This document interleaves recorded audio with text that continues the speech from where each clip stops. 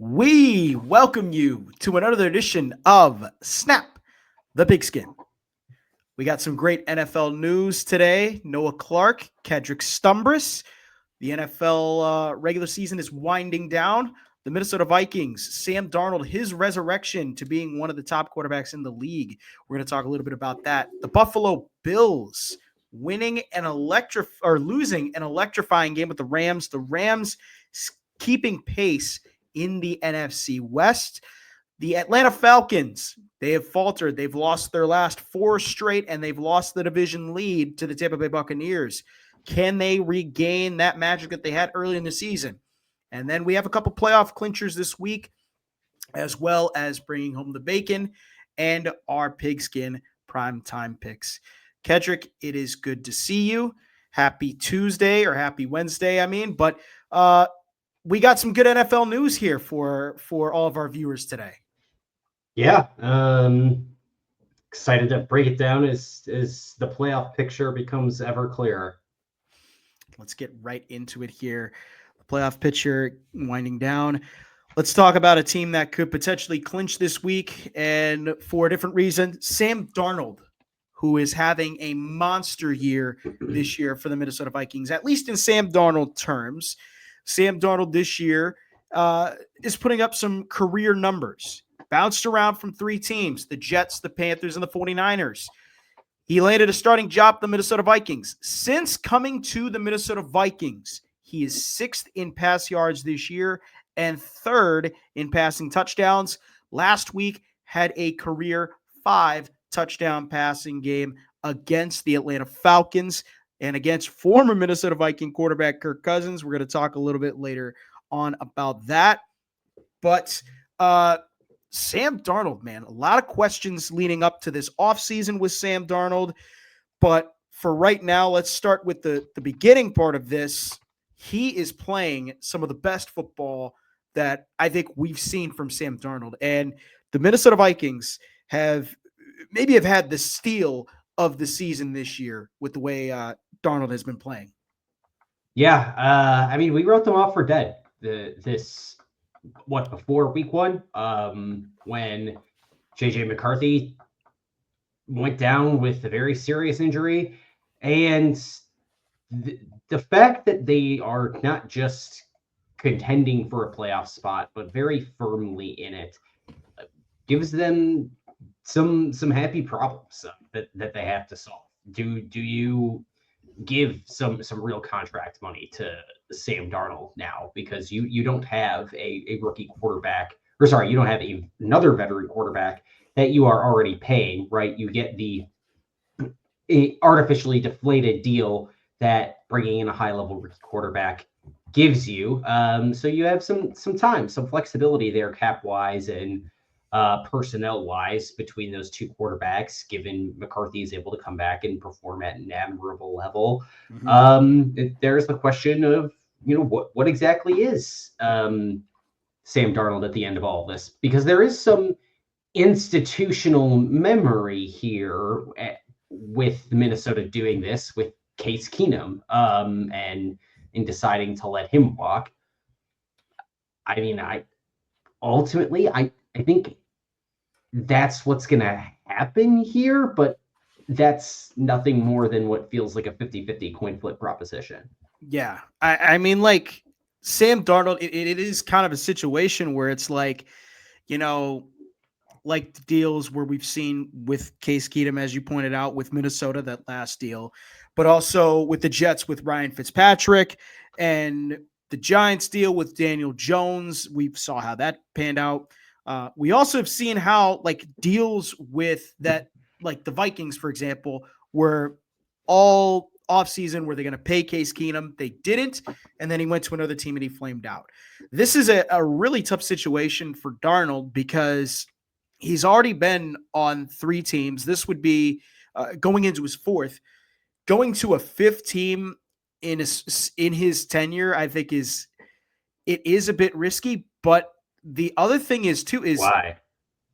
Well, that's a lot of teams. You're learning a lot of different offenses, like a lot of different type of offenses. That's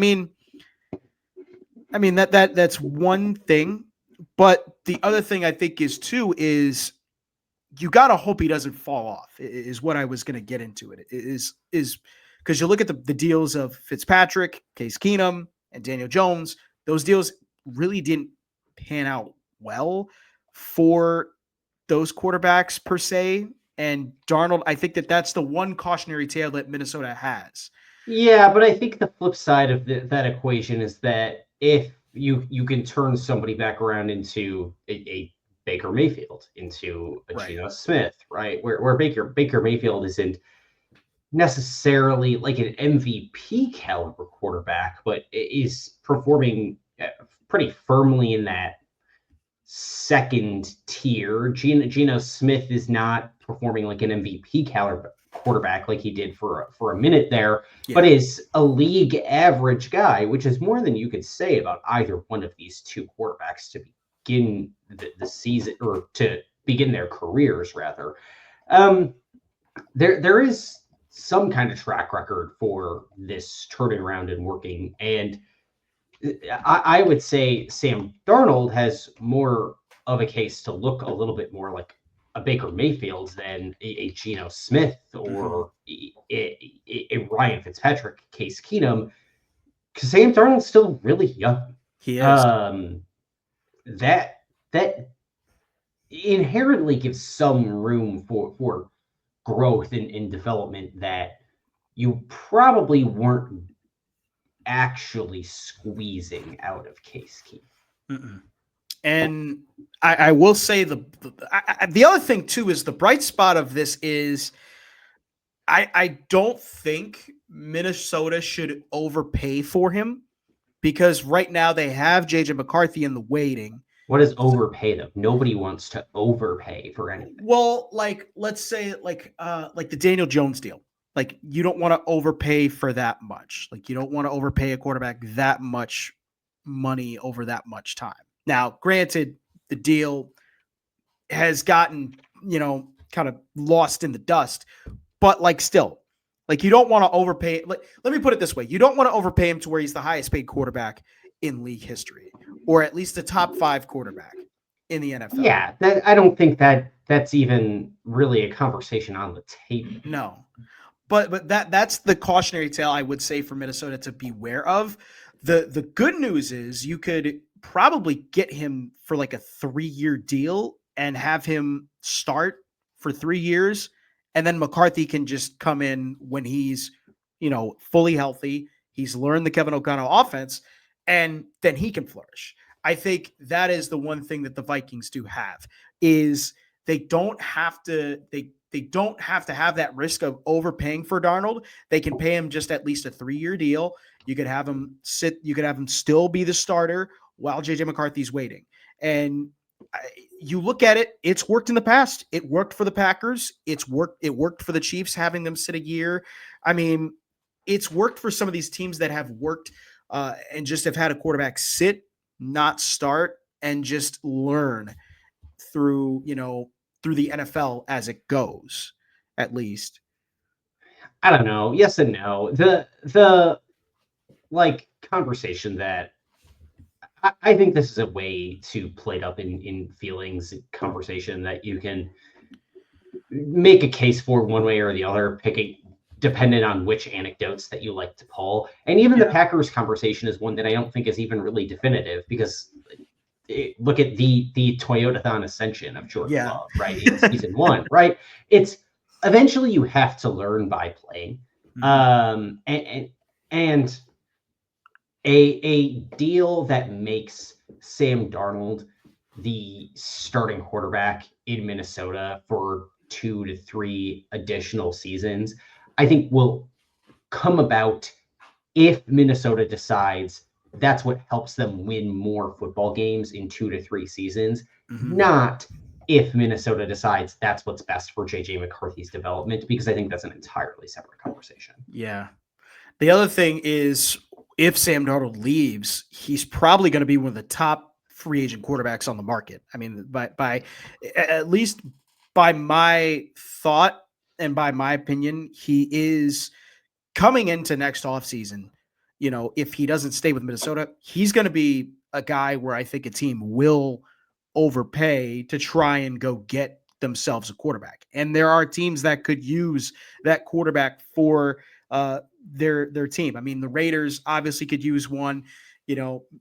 Assuming that they don't draft a quarterback, maybe he goes to another team in New York, not the Jets, but maybe the Giants. They could use a quarterback there in that system. They could give Brian Daboll at least another year.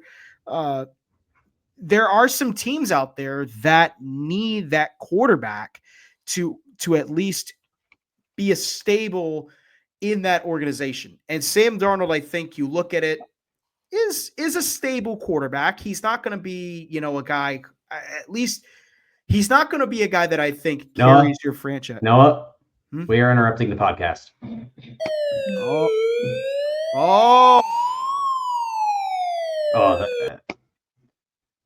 Bill Belichick deal to Carolina is like done. Is it done? Done deal? Yeah. Oh. It is very, very, very done. I don't know. I just tried to play the siren sound effect. I have no idea if it actually came through. But yeah, Bill Belichick is going to be the next head coach of the North Carolina Tar Heels. That's shocking. I mean, it was expected, but I'm still kind of shocked by it. It is. I expected this to fall apart. I really did. With how publicly the process was being played out, I genuinely anticipated that this would fall apart somewhere.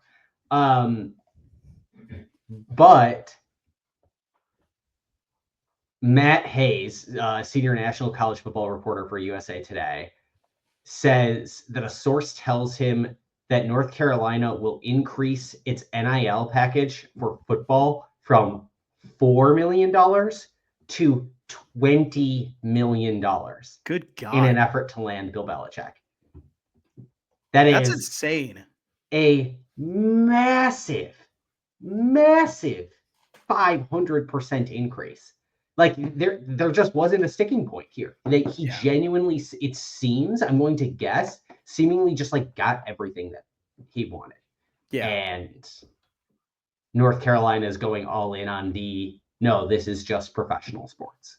Which, like, you're Carolina, you can do it, you can afford it. There's not a lot of schools, especially outside of the traditional, 5-10 so schools that can just decide, okay, we're going to play football now too. I mean, yeah, it's kind of crazy. You go from Mac Brown to Bill Belichick. That's kind of talk about two legends of the game, but 4 million to 20 million is insane.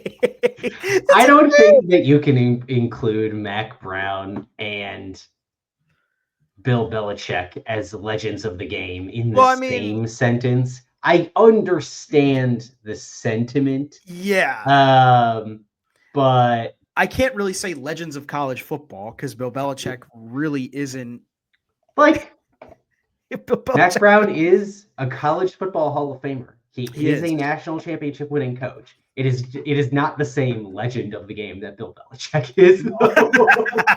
I know. But wow. Yeah, this is crazy. I mean, there were other outlets. I think it was Inside Carolina that had this first years ago, but it's now seemingly everybody is putting it together. And Adam Schefter, Pete Thamel, jointly are reporting it now, as well as CBS. So all of everybody is coming through the woodwork to say, like, no, our sources all have this, and it feels very, very official now. Yeah, man, he's going to be in a good situation. I feel like UNC is a good spot. It's a good spot. I mean, you'd think now. I mean, why? Like, expand on that. It's one of. I mean, obviously, because I can be convinced either way that this is genius or incredibly stupid. I think when you look at it, Belichick's not coming into a conference that's really that good. The ACC is a very winnable conference.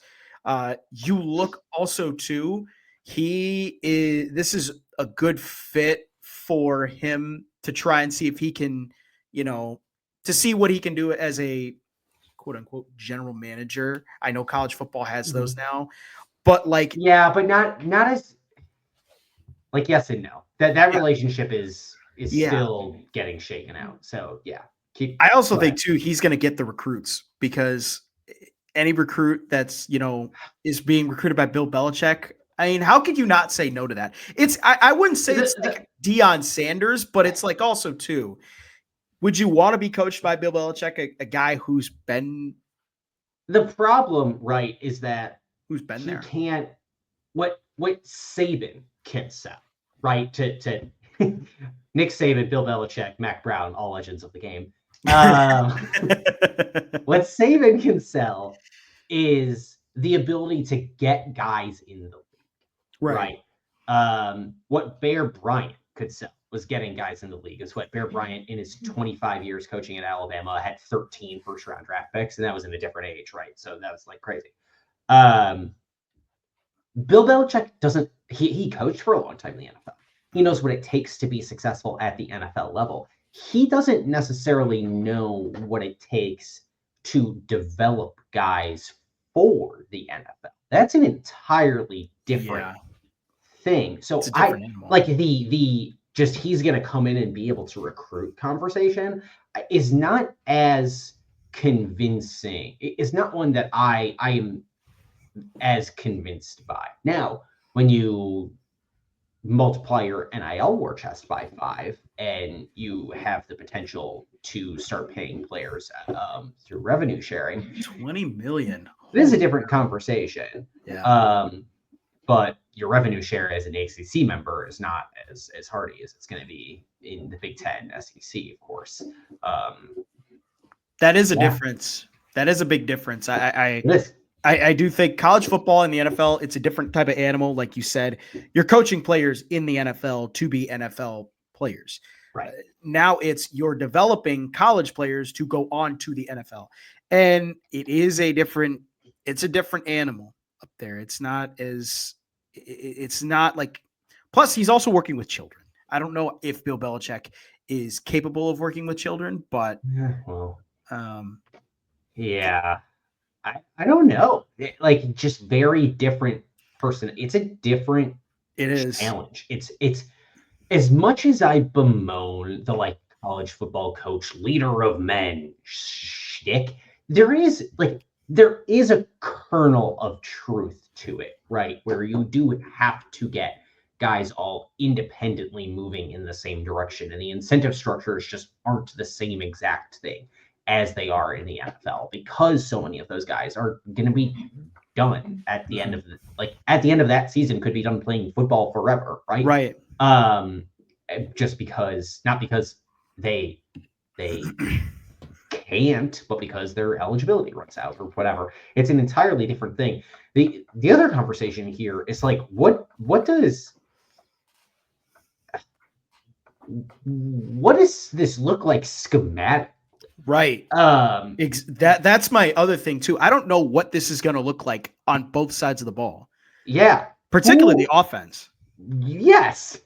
What are you going to do? Come on home again? Exactly. Like not to scar anybody listening. I mean, they just lost their OC to Michigan just a couple days ago. So yeah, I don't like, what does he want to do? So many offenses in college now it's not the pros. The best offenses, the offenses do look very similar in the NFL and college football right now. But there are so many teams that run concepts and base concepts that are just not seen whole hog across the NFL level. Like, what about the air raid? What about does Bill Belichick want to come in and just re-embrace the option again? Like, I don't know. I don't know what's going to happen here. Mm-hmm. Also, like, oh man, wait. I just thought of something amazing.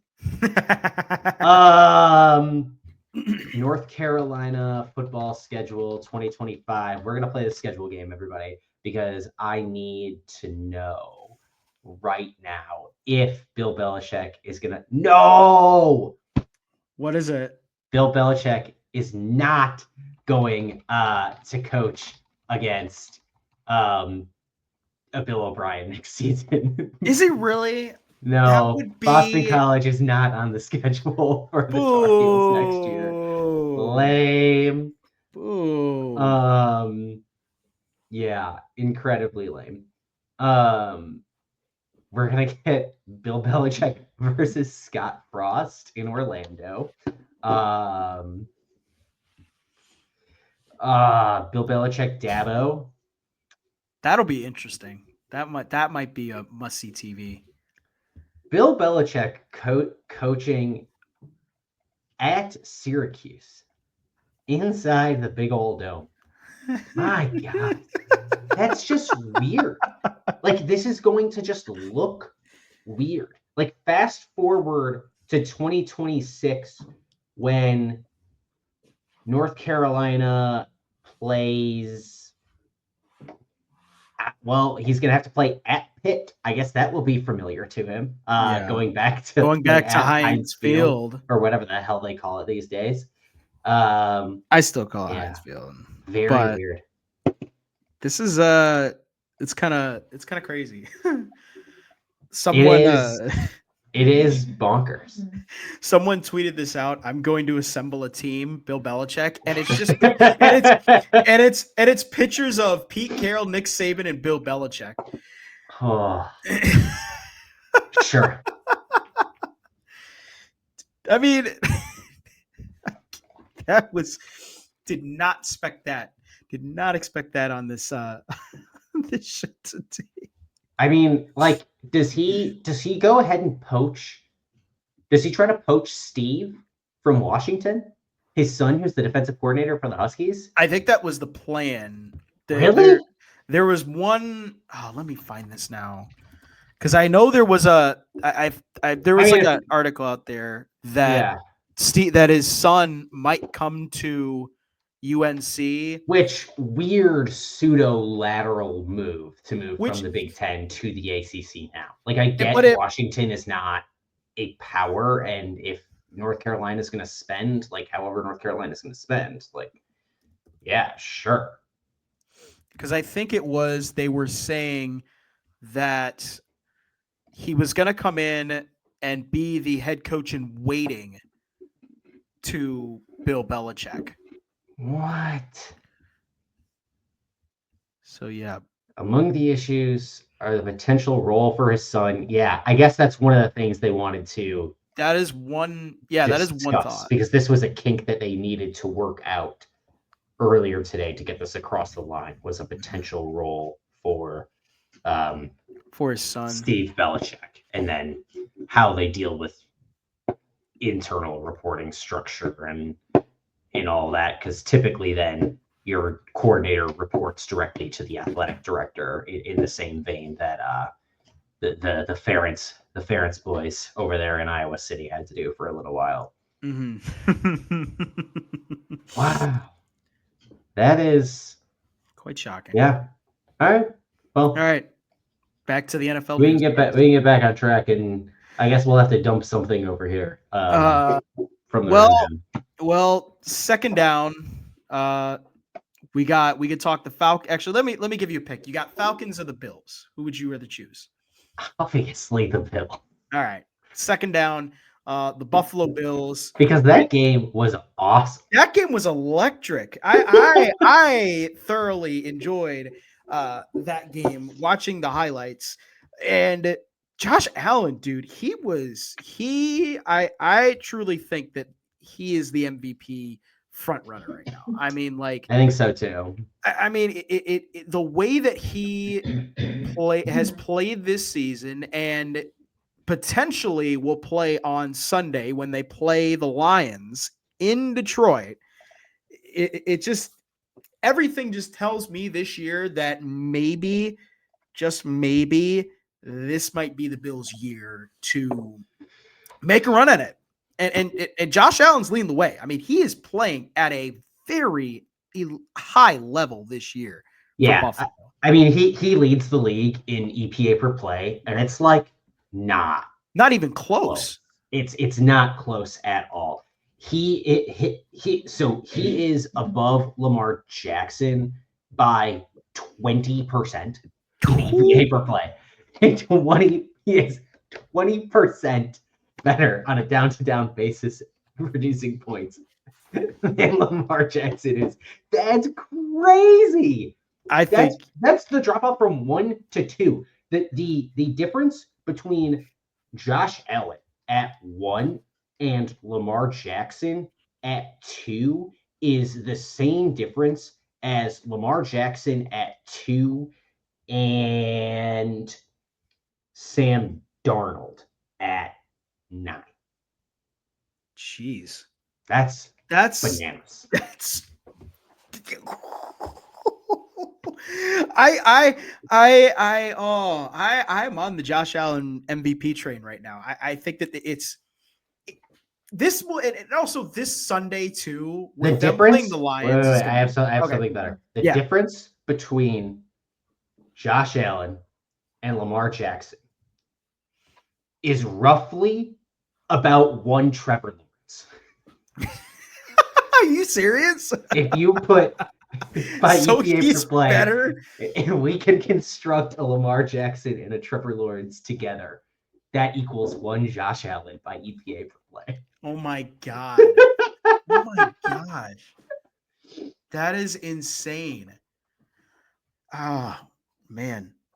Well, The difference between Josh Allen and Lamar wow. Jackson is about, or okay, you can either do that, or you could add Gardner Minshew and his negative Oh EPA my per play gosh. onto Stop. Josh Allen, and you get 1 Lamar Jackson. Oh my gosh. Stop. Sorry, Gardner Minshew. Goodness gracious. Oh, that. Wow. Okay. Or Lamar Jackson and 2 Dak Prescotts equals 1 Josh Allen. That's really bad. That says less about Josh Allen. This is and it says football way more math about right Dak here in a Prescott. nutshell. I love it. No, the Bills look awesome. And Yeah.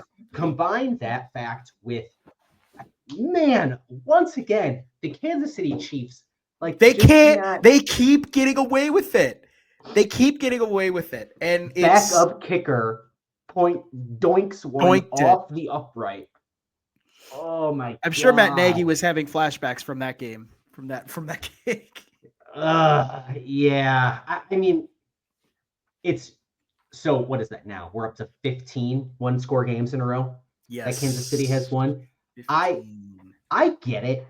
I get the idea that they just have players who are inherently cool, calm, and collected under these circumstances, a coaching staff and players that are on the same page and all pushing the right buttons. And I get that theory of it. But also, eventually, at some point. I don't know when. But at some point, it has to go wrong in the wrong moment. Mm-hmm. And maybe that comes this postseason at Arrowhead, I guess. Maybe. I will throw out one team. I think looking at Kansas City's schedule, they got 4 games left. Pittsburgh football team 12-1. I needed to go and look at the standings right now just to be like, they've only lost 1 game, right? They lost 1 game and they got their asses kicked in that game too by the Bills. And I looking at the 4 games they got, they could lose one. I think the only one that you could say that they could lose is to the Steelers. But after that, it's like maybe you could maybe the Broncos. Maybe you lose to the Broncos. I don't know if they'll have their starters. That's the other thing is if it gets to the last week and they're still in this situation, do you play your starters? Because you have the tiebreaker. They might lose and it might not matter. They might not be playing for anything by January 5th. They already beat the Broncos, albeit by 2 a month ago. I mean, I don't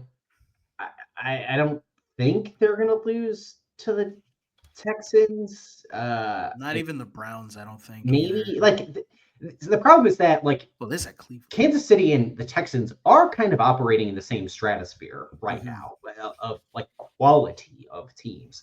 So I could see them getting got there by Houston. I don't see it happening from Cleveland. Man, that Steelers defense could Elite. tee off. And The Pittsburgh Badgers. Let's put it out there. Yeah. The Pittsburgh Badgers. Did we all enjoy the all Badgers defensive I line loved that it. they brought Oh out? my TJ Watt, gosh. Nick Herbig, Keanu Benton, and who's the fourth Badger on the line there that I am leaving out on accident? No. Yeah, just super. I think because you said TJ Watt, Keanu Benton, Nick Herbig. Was there one more? Yeah, they were playing for. Was it Matt Henningsen? I don't think it was Matt Henningsen. No, whatever. Anyway, Yeah. but like they have so many weapons on that defense. Oh, Isaiah Loudermilk. Oh yes, and that could cause problems for this Kansas City offense that has been through fits and starts this season. Patrick Mahomes is an average quarterback this year. He hasn't been exceptional by any means. That offense is not elite. And I get that's a high bar, but that's the bar we have come to expect from them. They're barely a top 10 offense by EPA per play. They are like, they're not terrible passing or running, but they're kind of just okay at both. Mm-hmm. I get the theory that they could turn it on at any moment. But I just don't think it's right. I think we have enough data here that they are what we think they are. There's time for that opinion to change. If they go out and boat race, the Steelers, for example, which have a good defense. If they go out and boat race the Texans, which that's a good defense. That Houston defense is good, really good, maybe better than Pittsburgh. I could be convinced, but right now, no. If I'm handicapping the AFC East, I get that they're 2 games back of the Chiefs, but like I'm taking the Bills. Yeah, and we'll see this Sunday because this is a potential Super Bowl preview. Detroit and Buffalo. Yeah. I think these 2 teams, best 2 teams in the NFL.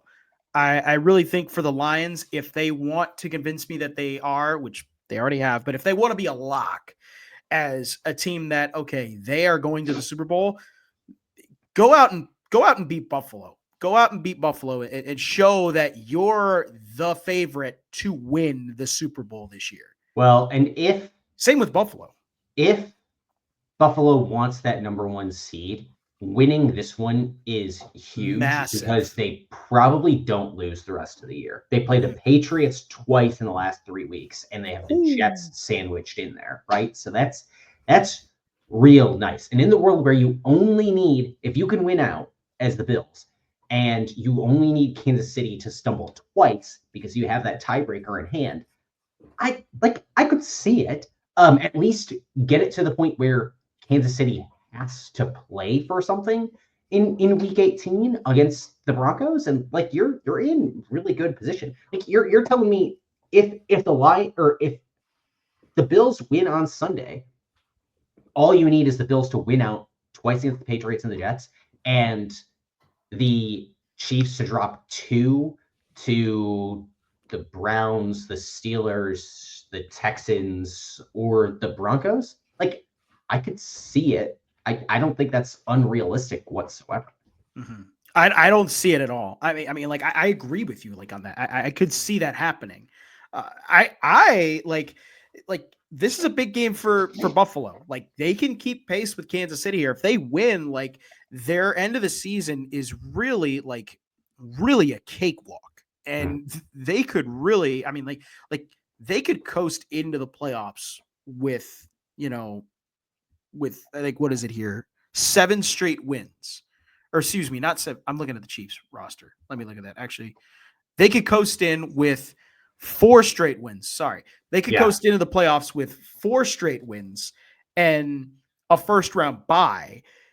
That's like, I mean, that's a boost that you could get. And they don't have to play their starters regardless of it, because then they're just hoping for the Kansas City Chiefs to lose one. I mean, holy cow. Yeah. The AFC is down quite interesting down the stretch. All right. Should we parlay this a little bit into playoff scenarios and then I was gonna say, let's jump into some playoff clinchers, because we do have some teams that are playoff bound potentially this week, and there's a few teams on there that are looking to make it back to the playoffs, are looking to continue their playoff streak. Let's start with the NFC, and we start with the Minnesota Vikings. Minnesota, all they have to do is clinch a playoff berth with a win or a tie. They can also get a Rams loss or a Seattle loss and a tie. The good news is for Minnesota is that they may be in the playoffs as soon as Thursday Night Football ends, because the Rams play the Niners on Thursday Night Football. And if the Niners beat the Rams, then Sunday Night Football, the Packers play the Seahawks. If Green Bay beats the Seahawks, they're in, because the Vikings play on Monday Night Football against the Bears. So they could already be in the playoffs by the time Monday Night Football starts. But that is one. Green Bay can clinch the playoffs with a win on Sunday night, an Atlanta loss or tie, or a San Francisco loss, or a San Francisco LA tie. And I would be very much impressed by that if that were to happen, if the Rams and the Niners tie and Green Bay got in the playoffs off that. Yeah, Green Bay needs a lot to get in this week. That Green Bay win, an Atlanta loss or tie, and a San Francisco Rams tie. So it's not going to happen this week, but yeah, it's a slow march to the playoffs here the rest of the way for Green Bay without a realistic chance at the division. And then the Eagles. Have the playoff berth clinched, but they can clinch the East. Yeah. This would be, what is it? How many years are we going on that it's a different division winner in the East here? Let me NFC. I thought that died, but I actually don't think that it did. Because the Cowboys won last year. No, they did not. That's why they had to play Green Bay in the first round. Oh, actually, they did. They did win. Yeah. So the Eagles, Cowboys, Washington, Philly, Dallas, Washington, Dallas, Philly, Washington, New York, Philly, Dallas, New York, Dallas, Philly, New York, and then Philly. It goes back to 2004 when Philly won 4 in a row between 2001 and 2004. But since then, there has been no repeat champ in the NFC East. Yeah. And it's been kind of flip-flopping back and forth. Continue. It's flip-flopping back and forth between the Eagles and the Cowboys. I was really thinking I was really thinking the Commanders would make something interesting out of it when we were talking about this, but they've kind of flamed out a bit. Yep.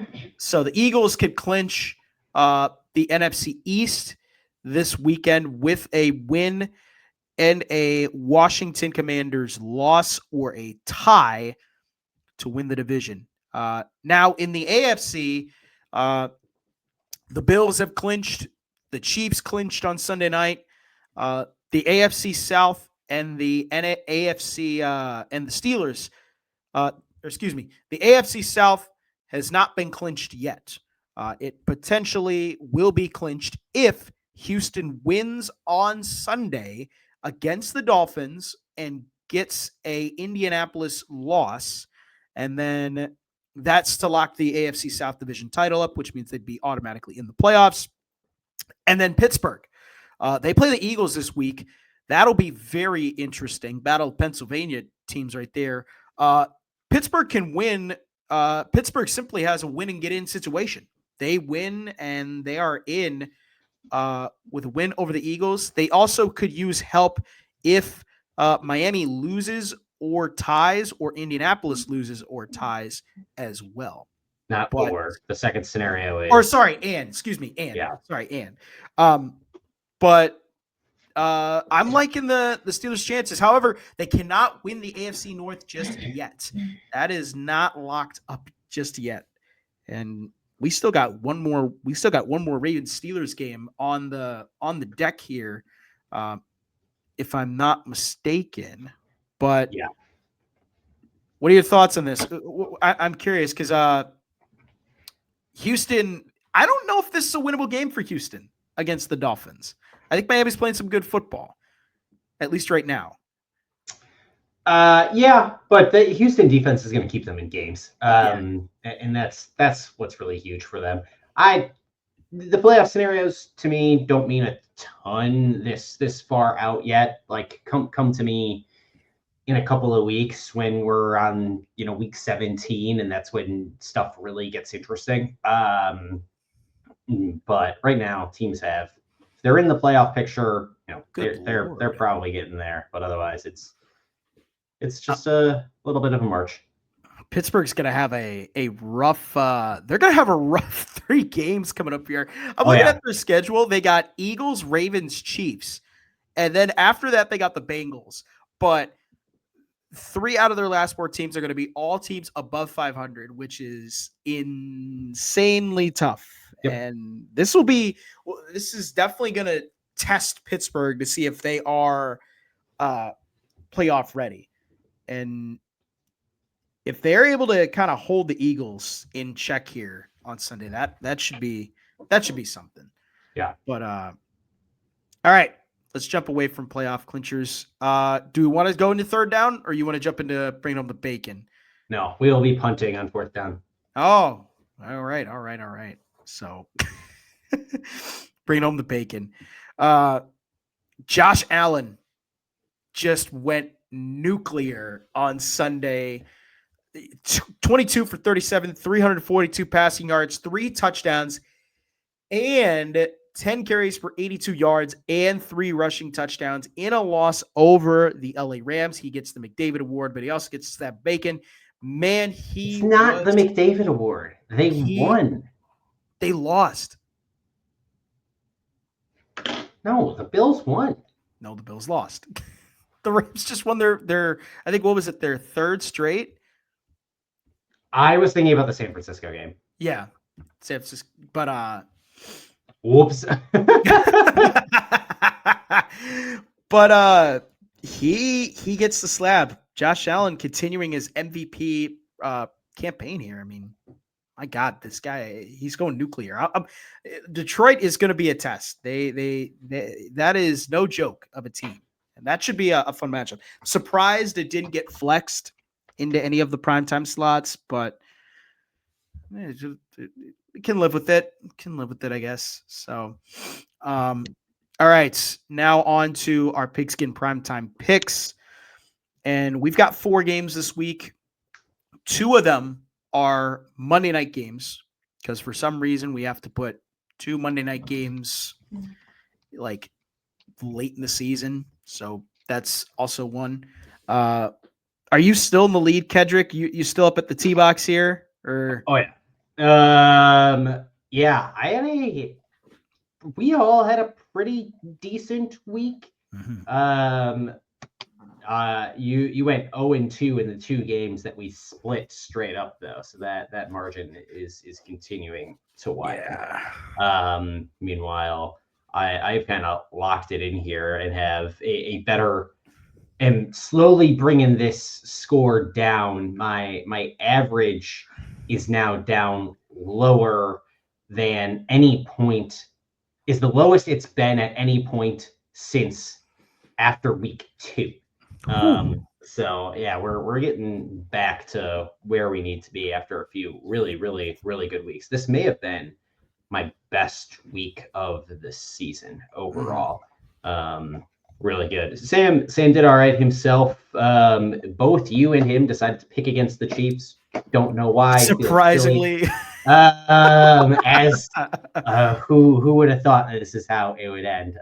Like I said, they're due to lose sometime, but I simply will not pick it until I see it again. Oh, in a close game. Lord. I understand that they lost once this year, but like I'm just not there. I won't do it. Yeah. Yeah, but Sam had a pretty decent week overall. Picking the Bengals by 20 didn't help him, but that's Bengals get a bungle as they have all year. Mm-hmm. Goodness gracious. All right. You ready to get into it? Let's jump right into it, and let's get right into the first one. The Rams and the 49ers. The Rams can keep pace. This is a big game for the big week for the NFC West. A lot of games that could potentially decide, who's going to take the division crown. A lot of potential shift in the division, potential chance to where we could see this come down to maybe the last game of the season. But Rams Niners. We start here. Niners with a big win on last week against the Bears. Mm-hmm. Much needed win for that 49ers group.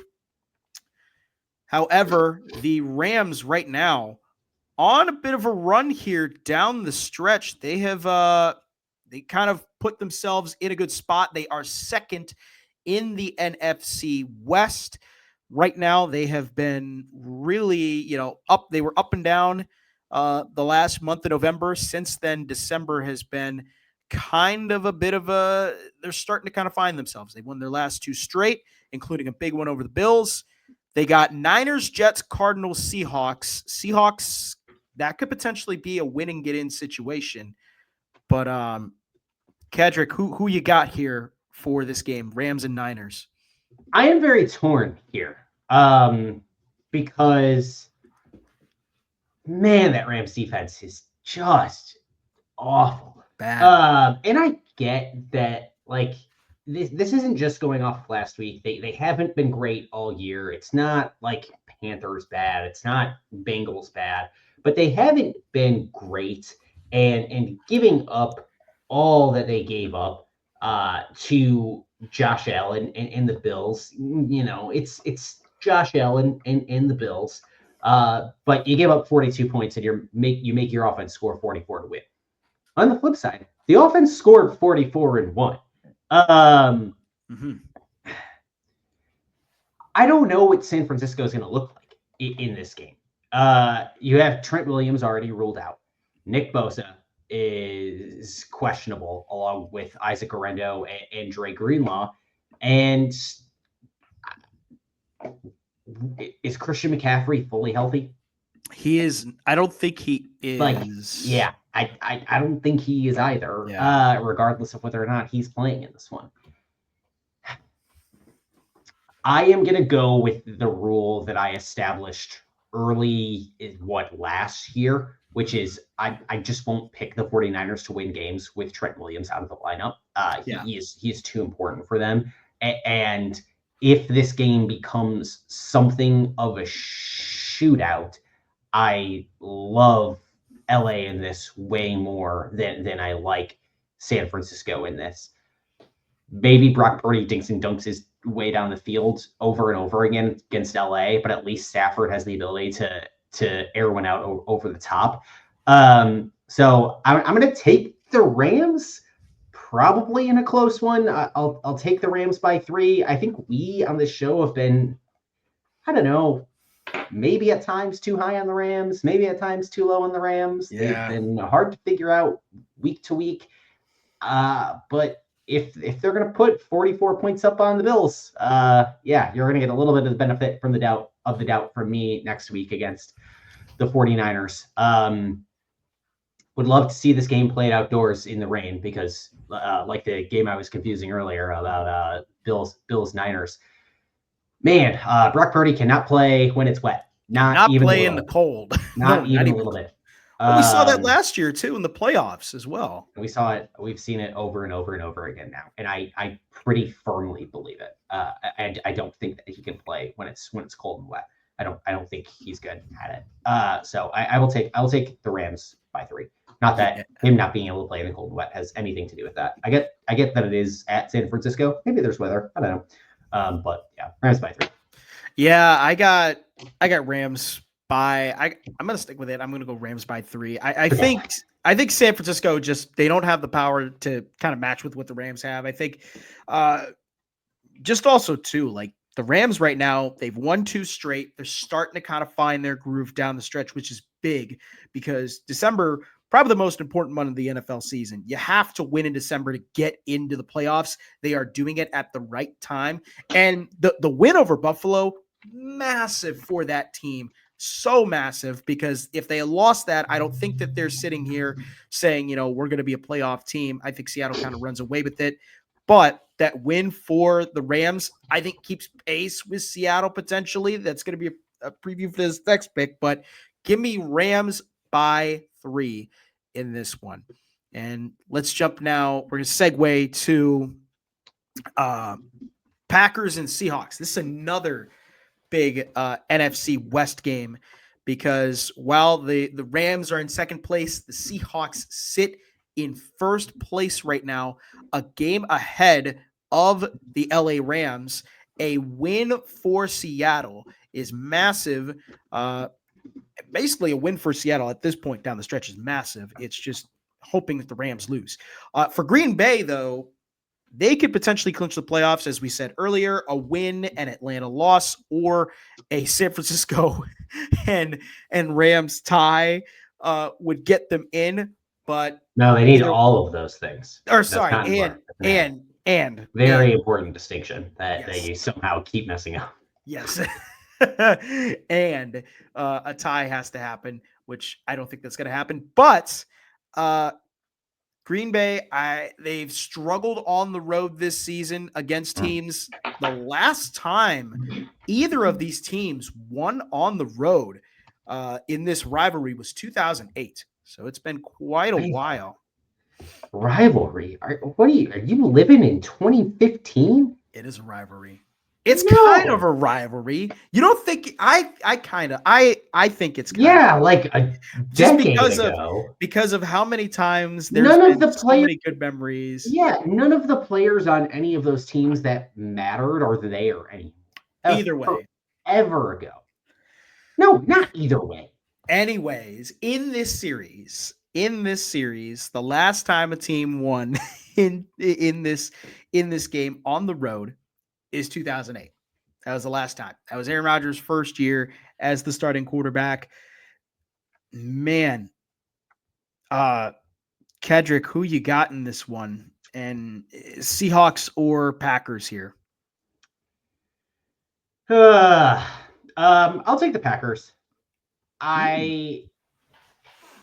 These defenses are both like similarly shaky when they're at full strength. But the Packers just have a much, much, much better offense. The way that they have been rocking and rolling, particularly in some of the short yardage stuff. Matt LaFleur has like really uncorked the playbook on the run game. Just turned it on. I think that is huge. The problem is that I don't know how much he's going to have uncorked for the rest of the season.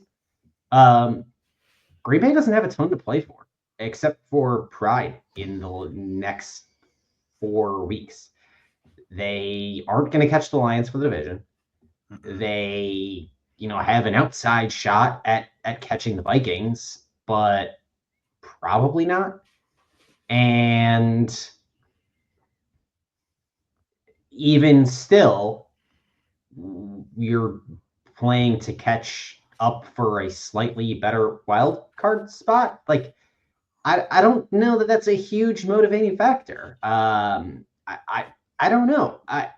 Meanwhile, Green Bay's defense is just decimated, man. Their secondary is decimated. They're calling me up to play defensive back here pretty quick. Like it is rough out there. No Javon Bullard. Evan Williams is out over the top. So you've taken out your first over the top safety. Your next over the top safety is also, or is Javon Bullard playing in that spot? And I'm forgetting this. I thought Javon Bullard is also injured. He's injured, but he has an ankle injury. Yeah. So he's Evan Williams out. Might play. Cool. But he's still in concussion protocol. Yeah. That's not great. So get ready to see a whole lot of Eric Stokes.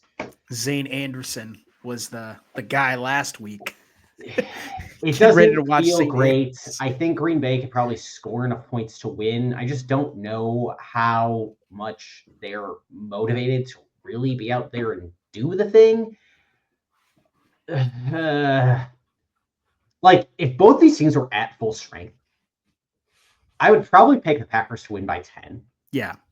But I'm going to take them by 6 instead. I think they are just that injured, that beat up to where I think it's a big handicap against them. Yeah, I agree with you. Their secondary, they had the Lions, I think, kind of right where they wanted them last week, and then Evan Williams and Javon Bullard kind of went down, and that threw that entire game out of the window. They just what threw the entire game out of the window was that Detroit did the same crap that Miami did all the second half of that game on Thursday night. Middle of the field. Miami said, we're just going to throw this inbreaker again and again and again and again and again, and you never stopped it. So we're going to keep throwing the inbreaker again and again and again. Against Miami, it didn't matter because they had built such a huge lead. But against Jared Goff, who is going to be a middle over the field merchant, like, you got killed over and over and over and over again because your linebackers don't get enough depth, and your cornerbacks, when they are Eric Stokes, who has been zapped of his athleticism, cannot defend an inbreaker to save his life. Like, I don't think this is a Super Bowl. It's not good enough. No. It has one huge, giant, gaping flaw, and it refuses to do anything to fix it. No. They've had multiple years to fix it. This is like with Greg Gard needing a center, like refusing to fix it. But I mean, like, this is, I think trying to, this is my hobby horse, comparing college football and college basketball all the time. They are too different. Like, trying to draw analogies between the two and play on the field, it's dumb. It doesn't make sense. So, Green Bay. So this tweet for Dan Orlovsky, he posted out here. Green Bay has allowed 174 completions over the middle of the field. That is 30th in the NFL, and has given up 10 touchdowns in that same area. Only 6 teams have allowed more. They are awful. Terrible covering the middle of the field. And I don't blame Jeff Hafley for this. I blame the fact that they just I really hope that all of the other NFC contenders aren't really good at that specific thing. Oh wait. Oh God. I got Green Bay winning this one by 4. I think they're gonna be just fine. I think they've stuck with what they've known, which is running the football, setting up the passing game, and just taking as much time as you need for the offense. They've been really good in short yardage situations the last few weeks. Matt LaFleur finally has decided now we're going to use our playmakers in short yardage situations. I think he's finally figured out how to score in the red zone, which was a big issue at the middle point of the season. And now they're figuring out with Josh Jacobs. If they have Romeo Doubs and Edgerrin Cooper healthy, I think that they have a shot at winning this game. Yeah, they don't need Edge Cooper back. They desperately do. They like Isaiah McDuffie and Eric Wilson, great linebacker. Like, they're good linebackers. They cannot cover for the life of them. Cover for the life of them. Give me Green Bay by 4 in this one. I don't see it. I don't see them blowing out the Seahawks. I think they're still a year away from being really a legit contender. They're a draft and offseason and free agency away from really proving that they can really be to who they are. They really needed something they needed a few things to hit just right for them to contend for the Super Bowl this year. And who knows? It's a single elimination tournament. But I am just thoroughly unconvinced at this point. And maybe I see enough in the final 4 weeks of the regular season to give me some sense of false hope. But I said I'd be all in if they could beat the Lions, and they did not beat the Lions, and they came close. Confirmed my prior assumptions that the issues they showed against Miami were going to rear their head in the weeks following that game on Thanksgiving. And that's exactly what happened right away. So, like, no, I'm out on them as a Super Bowl contender. I'm going to watch this game, have fun, and hope to see more development and better defensive backs next year. Please. And keep in mind, they got Minnesota coming up in a couple weeks. Like, that team is, you talk about a team that likes to go over the middle of the field. That team likes to go a lot of times over the middle field. If I pick Green Bay to win that game, yell at me and tell me I'm being an idiot. Because I don't know why I would. Oh, all right. I get like, but at the same time, I get it. Green Bay is third in DVOA. That's the other thing is they're third in DVOA. I don't understand. It doesn't show. It does show them, right? That's how you play down to down with Detroit over and over again. Like they buried themselves in the deep hole the first time. They buried themselves in a deep hole against Minnesota the first time. They had their most unfortunate, wacky losses in the games that you really didn't need to have those things happen. So I don't know. I don't know, but also, like, I have seen enough here.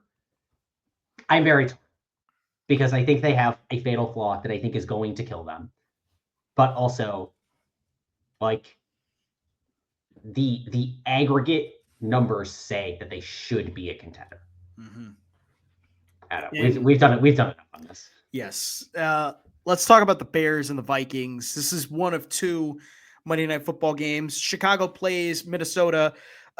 Every time I say this, every time Bears Vikings happens, it's always crazy. Every time Bears and Vikings happens on Monday night, it gets even crazier. It's the wackiest. This is the wackiest NFC North matchup every single year I watch, because the Bears somehow make this game close and the Vikings somehow just don't know how to function against the Bears. And we saw it. Remember, we saw it when they played them a few weeks ago. They almost gave the Bears that win. And now here we are sitting here on Monday Night Football, and it's like this game is going to be something. This game's just going to be bonkers here, Kedrick. I disagree. Really? You can't get outgained by San Francisco by 300 yards and convince me that you're a serious football outfit this late into the season. Give me the Vikings by 10. The Vikings are good. The Bears are not. Maybe Chicago next season will be a serious football outfit. At this point in time, they are not. Yeah. Give me Vikings by 7. Every time I watch a Vikings game, I get pissed off because they win these games, and it's the same thing with Kansas City. They win these games that are just close for no reason, and they have the team to go out and be way better than that. And they finally showed it against Atlanta. They showed that they were a team that, we can score with our offense, and we have a good enough defense to shut down teams. And now here you go against Chicago. Do it again, back-to-back weeks. Go out and win the games that you're supposed to expect to win, and do it dominating. Unfortunately, it's Chicago, and this matchup always just is so bonkers. Give me Vikings by 7. I think they win this one.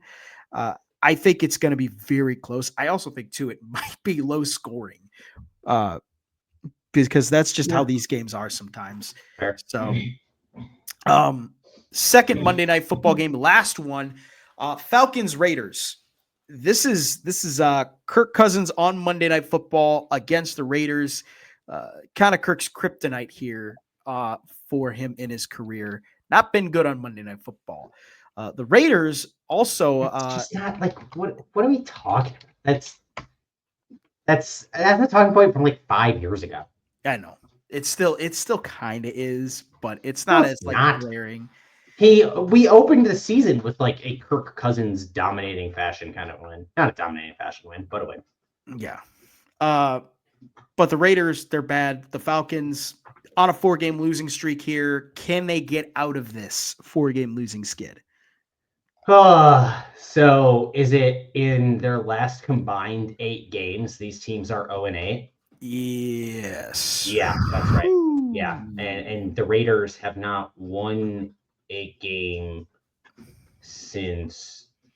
That can't be right. Have they not won a game since September? They haven't won a game. Their last win was against the Browns, which was week That 4. would be September. Yeah. What? Yeah, they've been bad. The Raiders might get I think the Raiders They might beat get the number 1 the pick. Ravens in the second week of the season and just like smacked it in. We're good. They beat the Ravens by 3. They haven't won a football game since September 29th. Yeah. God. But what's insane is like, man. That's insane. The Ravens that Ravens win is just like the highlight of their year right there. Atlanta's lost 4 straight. Noah, since the last time the Raiders won a football game, the Wisconsin Badgers did their entire. They had not started their 3-game winning streak over Purdue, Rutgers, and Northwestern. They had not played that game against Purdue yet. That feels like a lifetime ago. The day before the Raiders last won a football game was Wisconsin's loss at USC. No. Ugh. That's ugly. Ugh. That is Bill Longo was gainfully employed for a month and a half after the Raiders last won a football game. Goodness gracious. What on earth? Yeah, these teams are both gross and bad. The Raiders are definitely worse though. By like a significant margin. The Falcons offense has not done crap the last few weeks. I know they just put up 21 the other week against I don't care who. But by and large, that Falcons offense has been the epitome of mediocre. It is turning into vintage Kirk Cousins as a just like average guy kind of quarterback, maybe a little bit above average, certainly not anything better than that. Yeah. It's a problem for a team that kind of went all in on a contract for him, giving it to the old man. Meanwhile, they also drafted Michael Penix, and their entire organization doesn't make any sense. So yeah, that's great. The Raiders are too bad for me to pick them to win a football game. You cannot have your last win be before the Wisconsin Badgers won 3 in a row and have me take you seriously, because that's an unserious sentence. Despite their loss last week, the Falcons, where is it? Oh, I was wrong. Despite the loss last week, the Falcons had the 19th. Yeah, it's still so bad. I don't know. Give me the Falcons by touchdown, because I don't know. I don't know anything about these teams. I don't watch enough of them. Certainly not watching a lot of Raiders football these days. Yeah, give me the Falcons by 7. Because I don't know why. Yeah, give me Atlanta by 3. I think Atlanta, they need to keep their season alive. Yeah, they've lost 4 straight. They lost the division lead. After sweeping Tampa Bay. That is very rare when you can sweep a team that is in your division that you've now had the division lead. It's very rare that you sweep a team that was second in the division.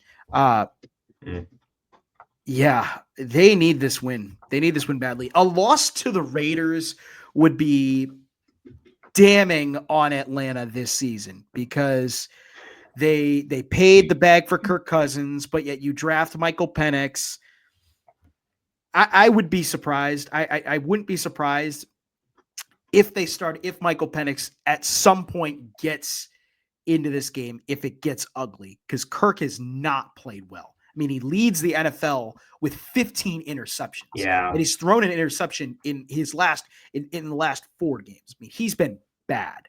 He's been really, really bad. And so I think Atlanta can get it done. I don't think it's going to be pretty. I think it's going to be a very ugly win. And if Kirk starts struggling, we may see Michael Penix in this game. So give me Falcons by 3 to win this game. This is ugly. This is an ugly Monday night matchup. Like, I don't understand it. Don't understand it one bit. I don't know. The Falcons have not defended the pass well. They have that going for them, despite the fact that they have high-level players in that secondary in Justin Simmons, but he's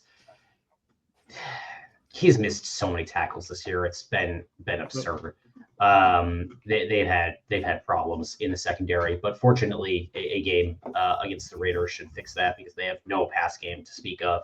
So I think they should be all right, and we'll figure it out there. But I don't know. We'll find out. Yeah. So we'll figure that out. With that I would like them to win and make the NFC South interesting. It would be interesting. The last, I will say for the Falcons, their last 4 games are they're pretty hit and miss here. They've got, after the Raiders, they've got the Giants, Commanders, and Panthers in their last 4. And the Panthers they've been playing some pretty good ball. I mean, they haven't won a game yet, but they've been close in a lot of games down the stretch here. Mm-hmm. And that's something that a win over the Falcons to end their season would mean something for Carolina moving forward into next season. And yeah, so with that does it for us. Tune in to Snap the Pigskin on YouTube.com. That was a depressing Monday Night Pigskin pick. Tune in to Snap the Pigskin on YouTube at Snap the Pigskin, or listen wherever you get your podcasts. You can find us on Apple Music, or Apple Podcasts, Spotify, Amazon, etc., etc. Also, listen to Kedrick's podcast, the Sconnie Six Pack. Got a lot of stuff going on there. Badger basketball in the thick of things. So that's going to be something. Greg Gard, if anybody's looking for a center right now, I know the Badgers need one. So please go down to the Kohl Center. With that does it for us here on another edition of Snap the Pigskin.